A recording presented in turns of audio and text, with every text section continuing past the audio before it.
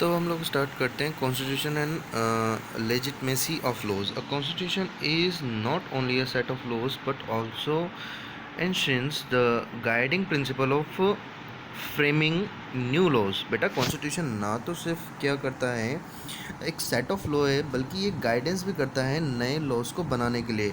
It determine the authority and legitimacy of laws. क्या करता है? डिटरमाइन करता है, एक सेट प्रोवाइड करता है अथॉरिटी और लेजिटमेसी के लिए हिसाब से। ठीक है, the supreme court of India has the right to evaluate law with regards to its conformity. बेटा यहाँ पे हमारे इंडिया के अंदर सिर्फ सुप्रीम कोर्ट को ही राइट है कि वो उसके किसी भी लॉ के होने या ना होने की बात को रख सकता है। ठीक है, उसको इवेल्युएट कर सकता है, उसका कंफर्मेशन प्रोवाइड कर सकता है कि ये हमारे कॉन्स्टिट्यूशन के हिसाब से सही है या नहीं।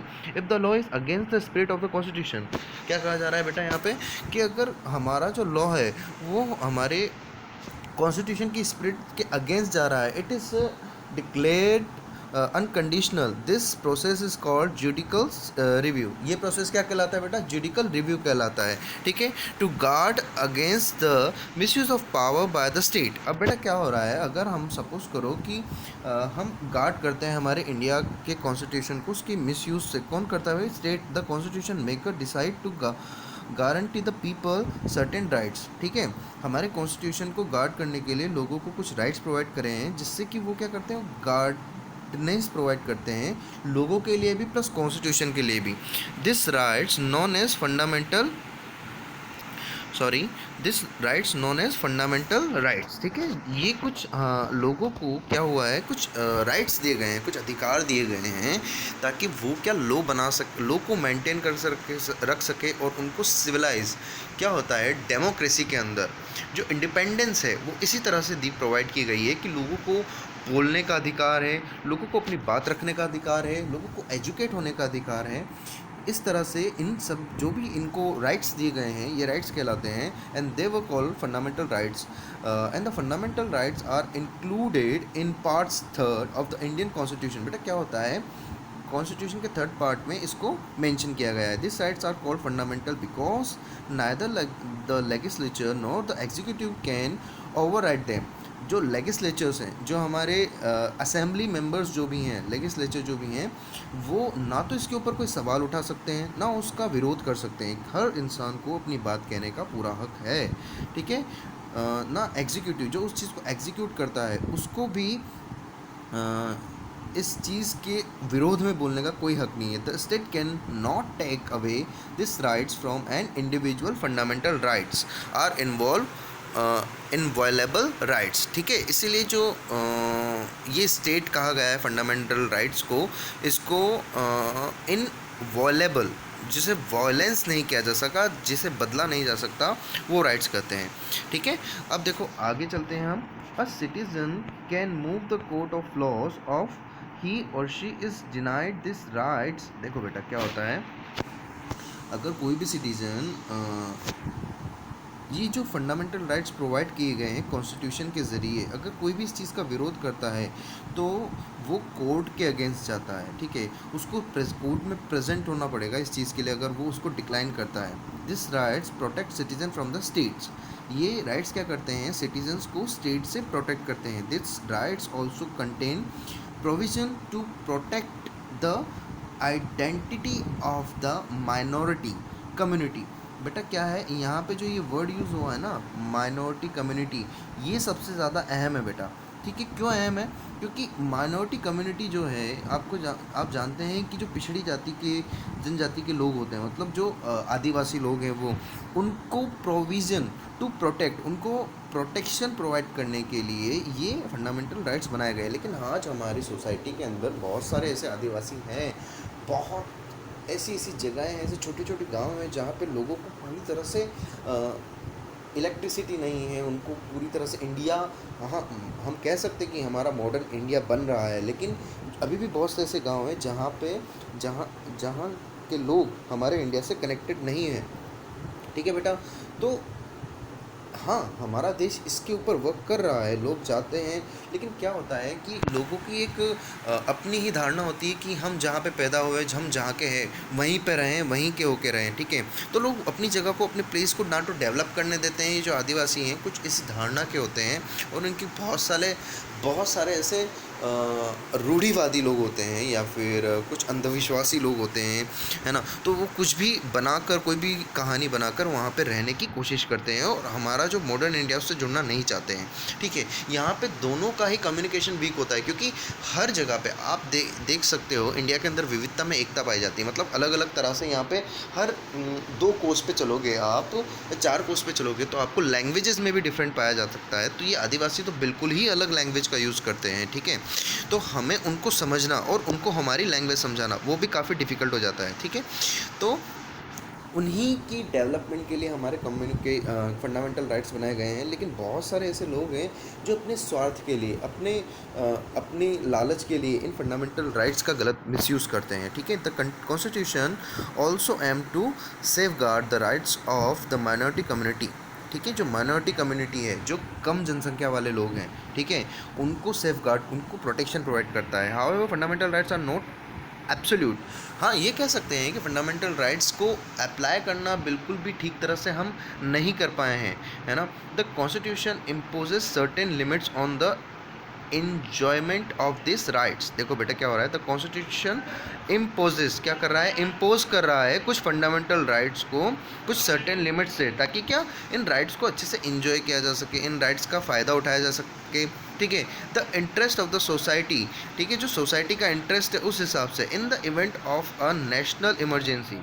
लेकिन क्या होता है, in the case of the national emergency हम इन राइट्स को नेगलेक्ट कर देते हैं, ठीक है? जैसे कि अगर आप देखो अभी जो हमारे देश की पोजीशन है ना, अभी हमारे देश में जो इमरजेंसी, एक नेशनल इमरजेंसी लगी थी, मतलब लॉकडाउन लग गया था, तो लॉकडाउन में ये फंडामेंटल राइट्स आपको फिर सभी को बाहर निकलने के लिए मना कर दिया गया था, ठीक है?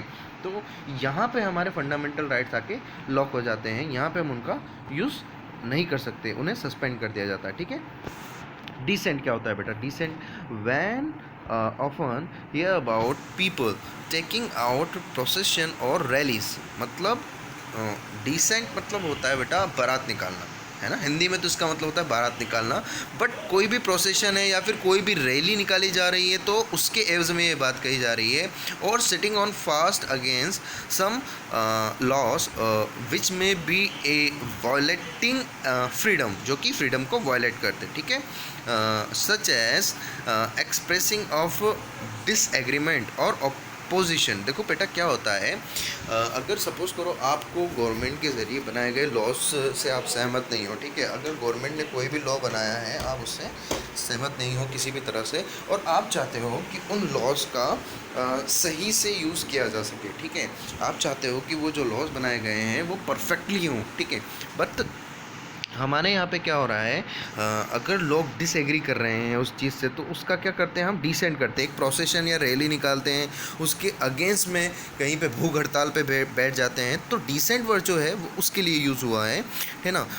अगर हमें हमारा डिसएग्रीमेंट ऑफ अपोजिशन जाहिर करना है तो हम ये सब चीज़ें करते हैं, ठीक है?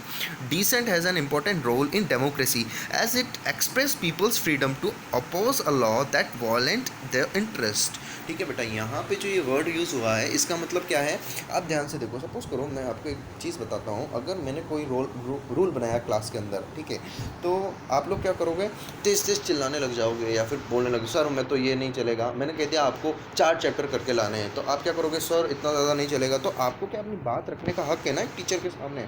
तो वैसे ही हमारे इंडिया के अंदर जो हमारे लीडर्स होते हैं, जो प्राइम मिनिस्टर वगैरह हैं, अगर सपोज़ करो ये जो पार्टीज़ हमारे ऊपर अभी रूल कर रही हैं, अगर ये कोई लॉ ऐसा लाते हैं जो हमारी इंटरेस्ट के अगेंस्ट जा रहा है, जो हमें किसी ना किसी तरह से हार्म कर रहा है, तो हमें उस चीज़ के अगेंस्ट जाके बोलने का अधिकार है। और किसके ज़रिए हम बोलते हैं, वो डिसेंट के ज़रिए बोलते हैं। हम रैलियाँ निकालते हैं, हम प्रोटेस्ट करते हैं, ठीक है? ये सब चीज़ें, ठीक है, विदाउट एनी वायलेशन, ठीक है? कोई वायलेशन नहीं होता है, है ना. A brief discussion on the salt satyagraha lead by Mahatma Gandhi during the colonial period and the anti-liquor campaign launched in 1991 in Andhra Pradesh will give a better understanding of what makes dissent so important. ठीक है, ये कुछ important सत्याग्रह या फिर कुछ descents हैं जो आपको डिसेंट्स को और अच्छे से क्लियर कर पाएंगे. जैसे कि यहाँ पे देखो, salt law was impose by the British government in 1882. चलो बेटा, आज मैं शेयर कराता हूँ तुम लोगों को 1882 की. ठीक है, 1882 में क्या हुआ, ब्रिटिश गवर्नमेंट जो इतनी ज़्यादा क्रूल हुआ करती थी, जो इतनी ज़्यादा हमारे ऊपर अत्याचार कर रही थी, उनका अत्याचार इस तरह से बढ़ चुका था कि वो जो सॉल्ट है, मतलब जो नमक है, इतनी छोटी सी चीज़ पे भी उन्होंने लॉ बना दिया था. According to this law, the collection of products of salt by anyone without the permission of the colonial authorities were declared unlawful. Unlawful बेटा, मतलब अगर आप कोई भी सॉल्ट से रिलेटेड प्रोडक्शन करते हो या फिर उसका बिजनेस करते हो स्टार्ट, या उसका यूज़ करते हो without any permission of authority, colonial authority, है ना, उनकी परमिशन के बिना, तो ये क्या कर दिया जाता है, डिक्लेयर अनलॉफुल कर दिया जाता है. Beside a tax was also impose on salt which affected the common people. और ऑल्सो यहाँ पे क्या किया जा रहा है, एक सॉल्ट के ऊपर टैक्स लगाया जा रहा है जो कि क्या कॉमन पीपल्स को अफेक्ट कर रहा है. देखो बेटा, आगे बढ़ते हैं हम. Mahatma Gandhi started the civil disobedience movement, मतलब सविनय अवज्ञा. सिविल डिसोबीडियंस मतलब सविनय अवज्ञा आंदोलन. ठीक है, ये मूवमेंट इन्होंने स्टार्ट किया इन 1929 to 30 by launching a symbolic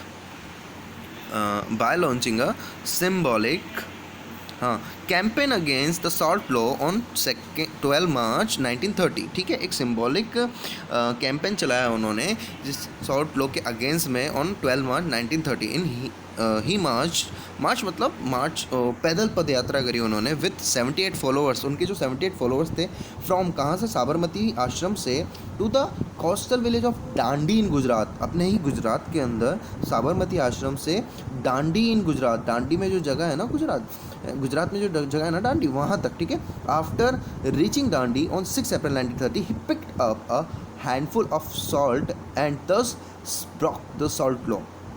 ठीक है, मतलब हाथ भी लगा दिया ना अपने सॉल्ट को तो ये गुनाह हो जाएगा. इतना ज़्यादा प्रेशर था ब्रिटिश लोगों का.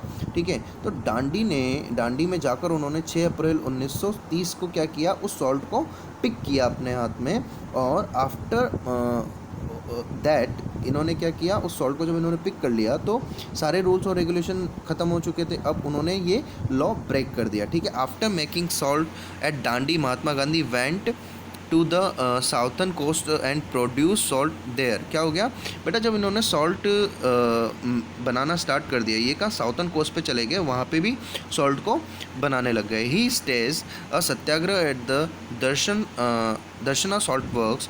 ये बेटा वहाँ की जो फैक्ट्री है दर्शना सॉल्ट वर्क्स, वहाँ पे इन्होंने सत्याग्रह किया, मतलब भूखे रहे, प्यासे रहे और वहीं पे बैठे रहे. ठीक है, 25 माइल्स ऑन साउथ ऑफ डांडी. कहाँ पे, 25 माइल्स चलेंगे हम साउथ की तरफ डांडी से, तो ये हमें मिलेगा the Dandi march and the Dharasana satyagraha drew world wide attention to the Indian independence.